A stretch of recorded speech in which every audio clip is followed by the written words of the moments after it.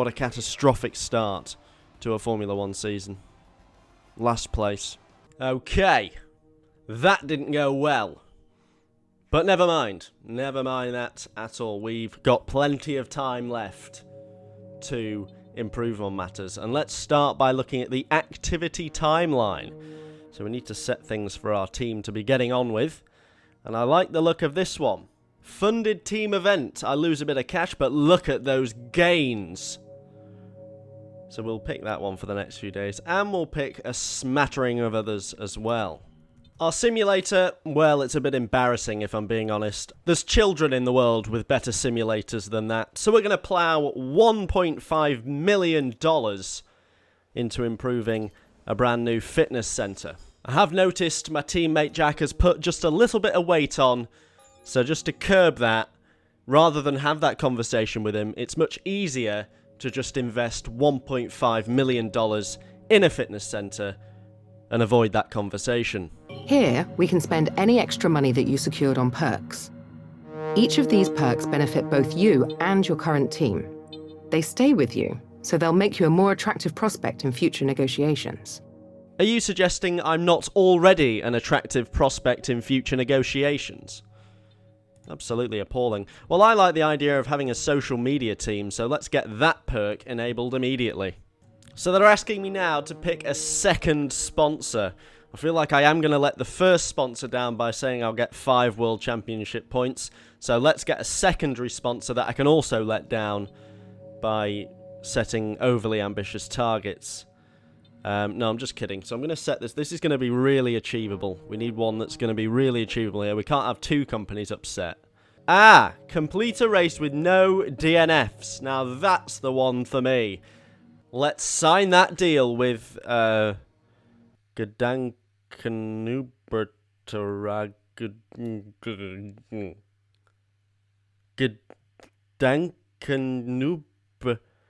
This company. So the lovely Hanoi was my race 2 of my shortened season. So here we are. We've skipped through practice. You know, I did the practice laps. I did the challenges. Tick those boxes. All is well. On to qualifying, and things are going remarkably well here. So I've done 1 lap already, and we find ourselves quite remarkably in P8. How quite I've done that, when you look at some of the racing lines that I'm taking, is anyone's guess. But that's what we've done, and we're actually up on that time right now. So things are getting almost unbearable. I mean, I may let out a large squeal if I manage to go green at the end of this lap. The commentary may briefly be taken over by a ferret, because the excitement will just be far too much for me to handle.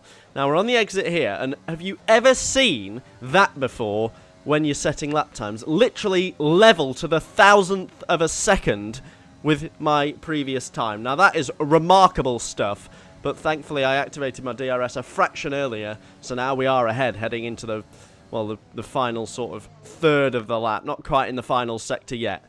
Now, this is when I've geared the car up to be absolutely best at this point. The revs down the back straight really aren't great. I do max out quite early on. I probably should have done my gearbox slightly better, but, you know, all that stuff way over my head. Like, so far above my head I can't see it.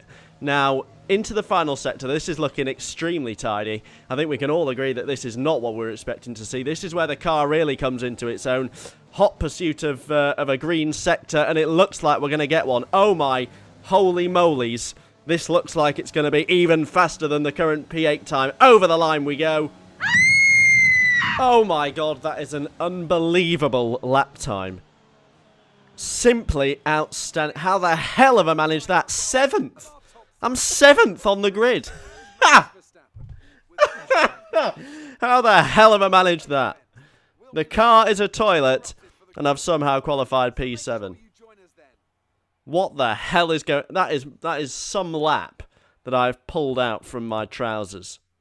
Race day then, and if there's something I've learnt from the tyre wear practice game, it's that I'm awful at managing my tyres. I think it's because I'm on a pad, and that does make things more difficult. So we're going to go with the alternative strategy of going on to the hard tyre, so I can race hard and fast throughout.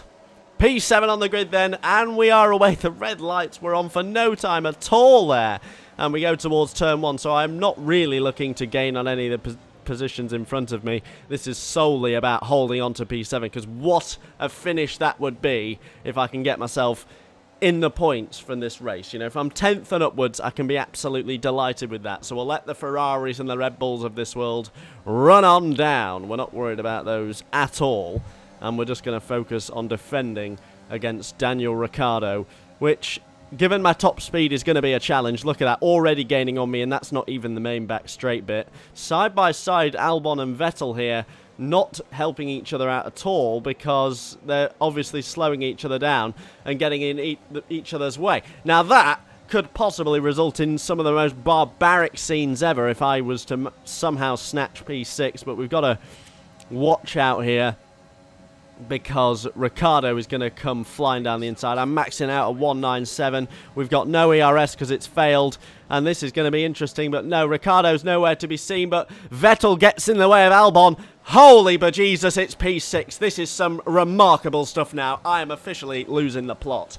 What little plot I had has been squirreled away, because I've managed to force my way up to P6 because Vettel got in the way of Albon. I don't think this is going to last very long. I really don't. I think we can set a timer until I lose this P6 position, because it's not going to last very long. Albon is, well, let's make no secret of it, in a ridiculously faster car than me. It is almost shambolic how much faster his car is than mine. And although I'm geared up for the final sector, he's still oh no! Contact with the inside barrier. Albon's gone. That is a sorry state of affairs, and we've now got this damaged front wing to attend to. The pit stop was going to be on lap 6, but we might have to bring that slightly further forward based on what's happened here. We'll keep it at 6 for now, but I may swoop in slightly earlier than that. Albon is absolutely running away. I mean, look at how much faster than me he is through that first sector, and I am an absolute floundering fish to the power of Ricciardo here as we break towards turn 6. Round he goes, and he's managed it. He's going to squeeze me out here. Look at that. Oof, that was blooming close, but he's left the door open on the exit of turns 7 and 8, and we've taken it back. And now he's vulnerable to Norris. Oh, dearie me, it's an absolute role reversal there, and in shocking circumstances, Ricciardo's actually come worse off than me. Quick little cutback, quick old switcheroo. No one was expecting that. Norris, oh no, it's Sainz rather. Sainz has gained an enormous amount on me in that lap, and I've lost it on exit and now lost it to Sainz. Well, Sainz has had an extremely good sector. That could have been a far worse exit at the corner than it was, though, so we'll take it. I don't know how I managed to out-qualify these chaps, because in race trim, I'm so much slower than all of them. Sainz is out of sight. Look at that. Before I can even get onto the straight properly, Lance Stroll has come flying through, and now I'm victim again to Ricciardo, same place a lap later. I'm going to try and hook this one down the inside, but he's now got through as well. I mean, I'm nowhere near the pace of these chaps. So where the qualifying pace came from is anyone's guess, but I managed to sneak through Ricciardo's inside once again, same place. I don't know what he was playing at, barging into me, but I've managed to sneak 9th again. It's not going to last very long. Ricciardo, by the way, is now victim to Norris, so Ricciardo keeps going for some weird oh, Jesus, they're both now piling through. This is going to be a really uncomfortable corner. No, they've not quite had the legs to get through me, but you saw how much they were gaining on me there, and it's surely only a matter of time. But Ricciardo's having a stinker. Here we go again, then. Norris this time is surely going to swoop through and leave me floundering in 10th with just the 1 point. I've got no defence at all. Absolutely. Oh, and then he brakes just in front of me. I've got no reaction time, and that's the other side of my front wing. Oh, we are in serious peril now. I'm going to have to come in next lap. Next lap, we're going to have to call it early. I am losing sumptuous amounts of time now. I think we're preparing for an in-lap from hell, because Ocon and Kvyat are both right up my trough. And it's a tired disaster situation. Ocon's gone through. Absolutely nothing to offer in terms of a defence there. Ricardo, actually, I think he pitted. I think his contact with me caused damage, and he's had to pit, because Ricardo's suddenly nowhere to be seen. So I think he's pitted. I've hit the wall on exit, so I might as well just sign the contract saying, yeah, Kvyat, have the position, because this straight is so long, it's going to be real problems. I've got DRS, but that is not going to help things. Kvyat's come storming through. Gasly now, surely not 3 positions in 1 lap. No, it looks like I've held him.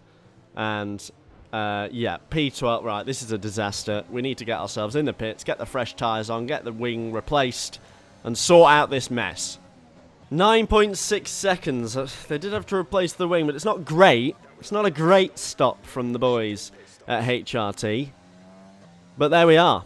But there's time for us to improve. We can put some training in, and sure, we can sort that out. But crucially, we emerge P21 out of the 22 cars left on the grid. Don't know what Raikkonen's doing, but he's having a little bit of a stinker and is still behind me.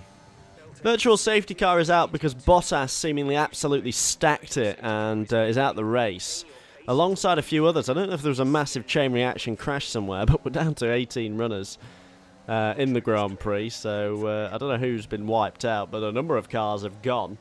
But we've avoided the penalty that we got in the last race for being too fast through a virtual safety car.